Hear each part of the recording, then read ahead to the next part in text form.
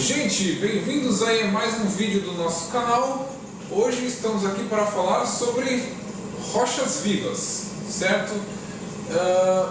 Muita gente, quer dizer, não muita gente, mas quem está começando geralmente se pergunta: o que são rochas vivas? Por que elas têm esse nome, né?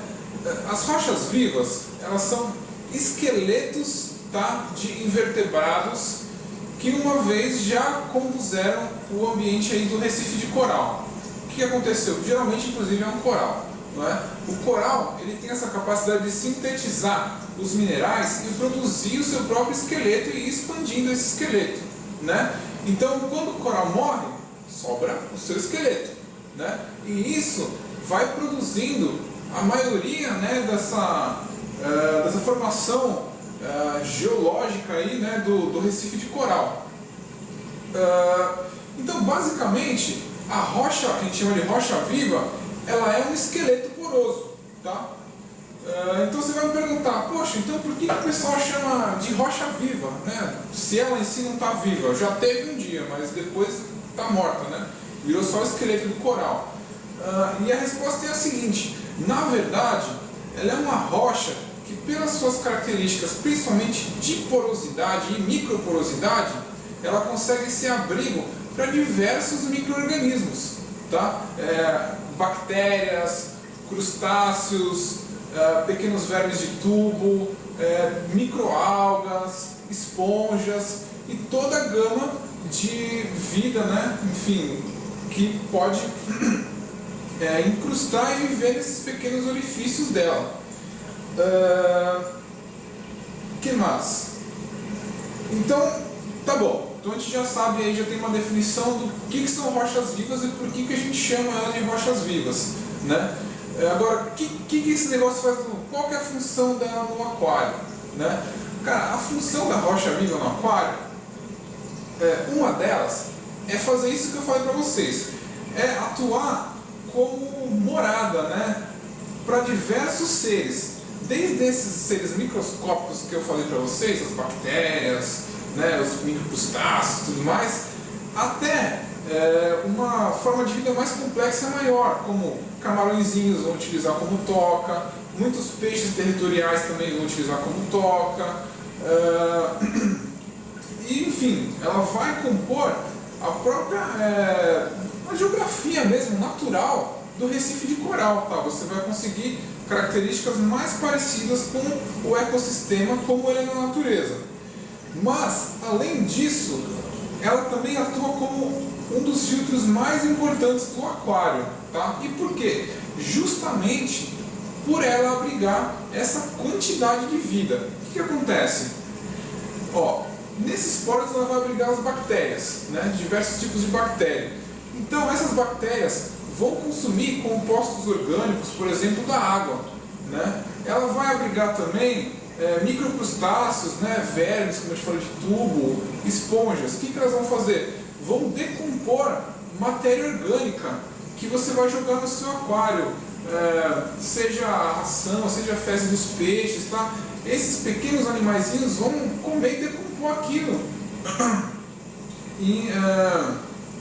em moléculas, né, em pedacinhos de comida menos poluentes, né? Que mais?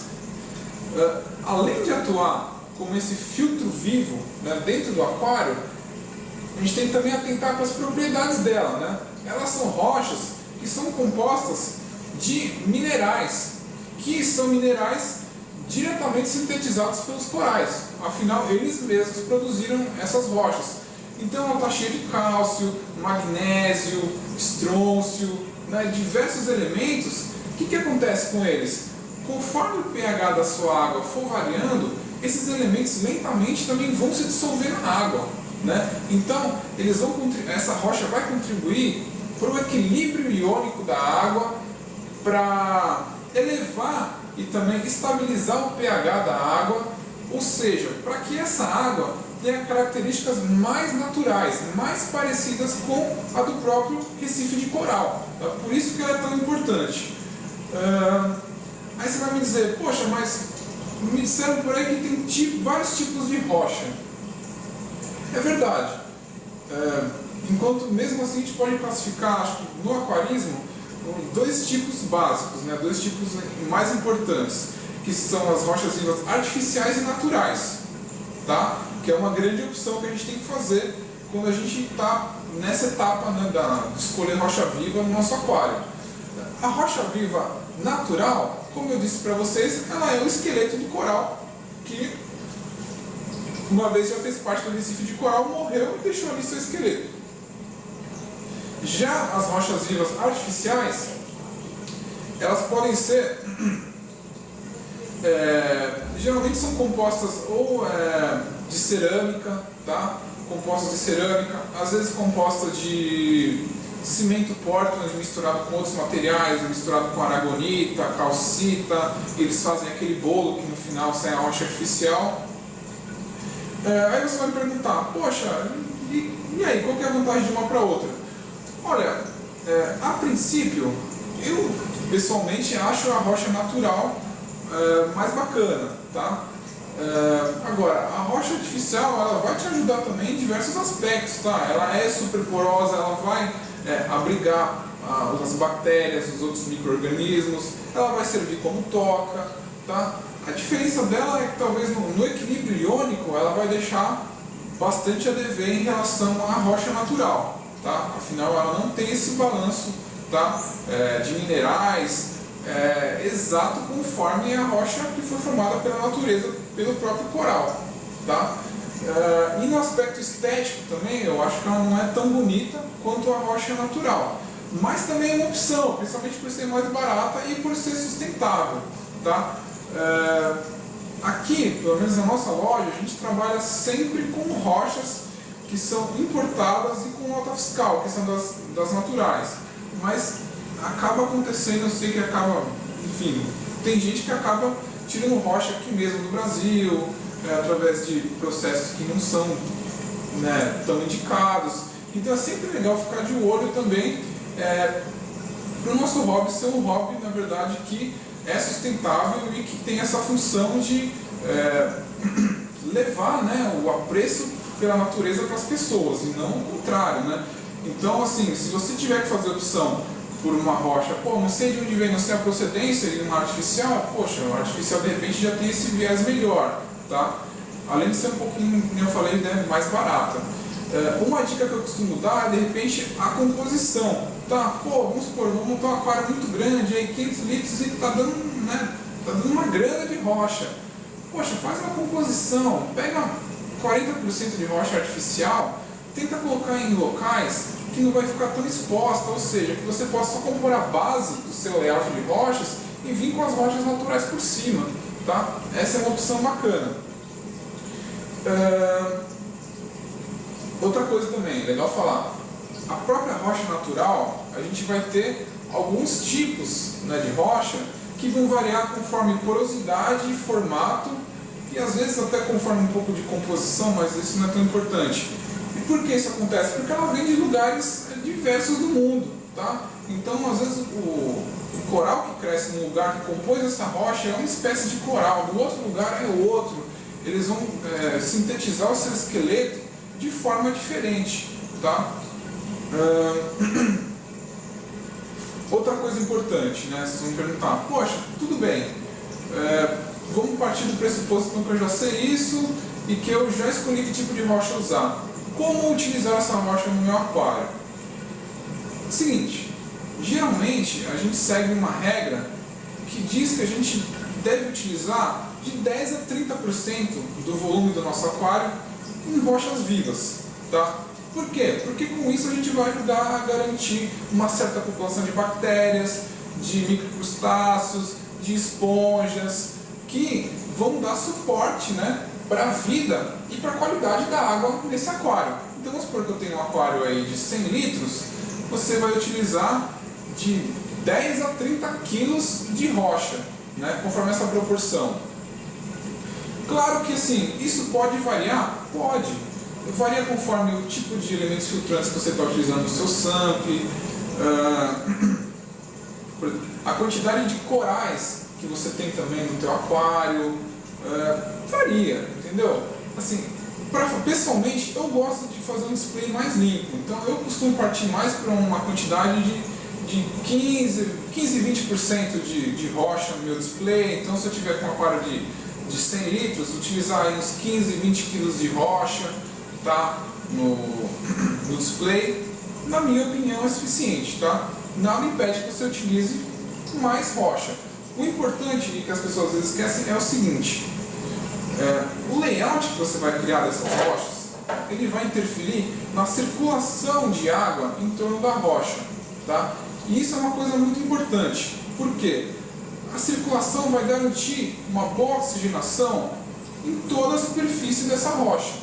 Né? O que acontece? Se você tem uma parte dela muito escondida, uma rocha muito embaixo das outras, muito bolo, você fez um bolão de rocha no meio, toda aquela parte ali não vai ter oxigenação suficiente, não vai ter luz.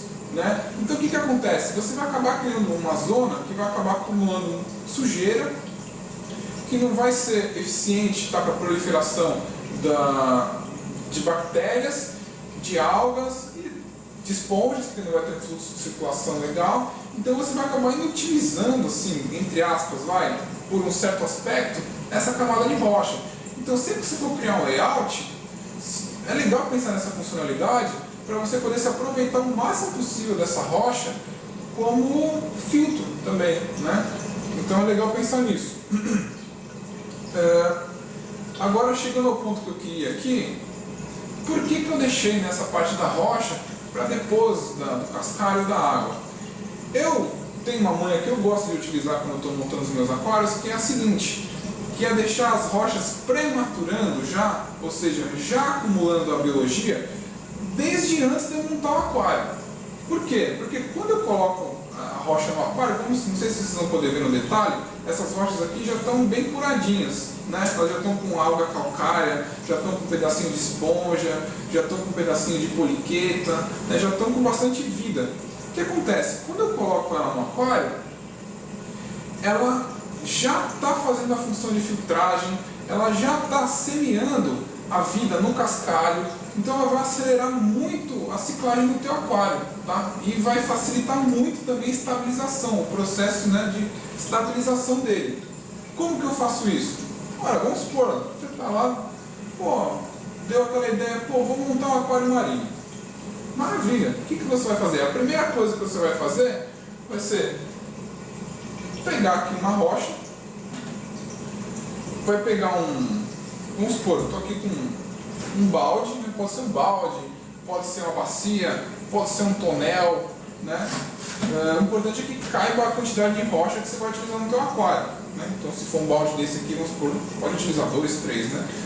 Vamos supor, você vai pegar essa rocha, colocar dentro do balde, vai pegar água salgada, tá? Ou vai fazer tua água, colocar aqui uma água salgada na densidade correta, colocou a água aqui, vai colocar uma bombinha de circulação,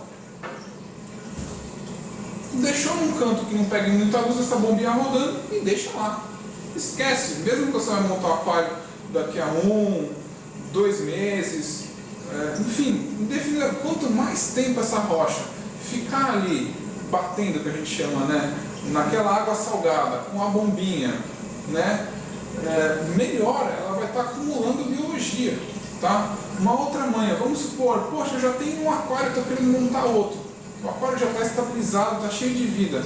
Maravilha! Você pega essa rocha que você vai utilizar no teu aquário e coloca nesse outro aquário e coloca nesse aquário que você já tem, no sampling, no refúgio ou no display, e deixa ela lá maturando, já se aproveitando da vida que tem nesse aquário para semear essas rochas que você vai usar no outro. Ou você tem um aquário de um amigo, pede um cantinho que seja no sampling, poxa, posso colocar 2, 3 rochas aí para já ir maturando? Isso ajuda muito, tá? Outra dica, muitas vezes a gente recebe essa rocha suja, né? Ela tá, enfim, ela ficou, vamos supor, você tirou de um aquário, tirou e deixou secar, ela acabou morrendo, toda essa camada de vida que tinha em cima dela morreu ali, ficou aquele cheiro horrível. Então sempre que você for, antes de colocar ela, né, nesse baldinho, tenta dar uma escovada no tanque, né, com água mesmo abundante, escova ela no tanque. Pode também tentar fazer aquela manha com esse do cascalho, qualquer coisa, deixa num balde, num tonelzinho com água de reversa osmose, rodando 24 horas, descarta essa água e tira, né, a rocha, e aí sim começa a tratar desse jeito que eu falei, para você já ter uma rocha também mais limpa. Então, maravilha. Vamos supor então que a gente fez essa manha, deixou a rocha tratar ali, inocular bastante de vida, e agora estamos aqui, acabou a etapa do cascalho, encheu o aquário de água. Simplesmente a gente vai pegar essa rocha que está inoculada de biologia e pronto.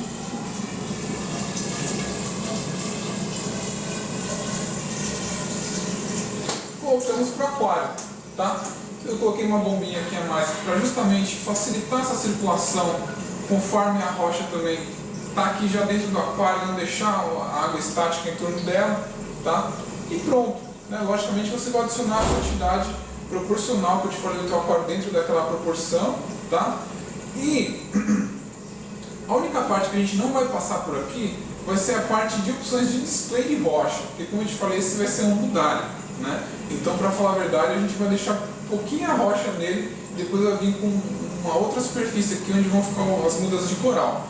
Mas eu creio que vocês também achem bastante material sobre display de rocha na internet.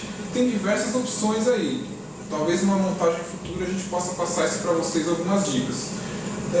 Eu espero que tenha ajudado vocês também. Enviem suas dúvidas, tá? E eu aguardo vocês no próximo vídeo. Um abraço e obrigado.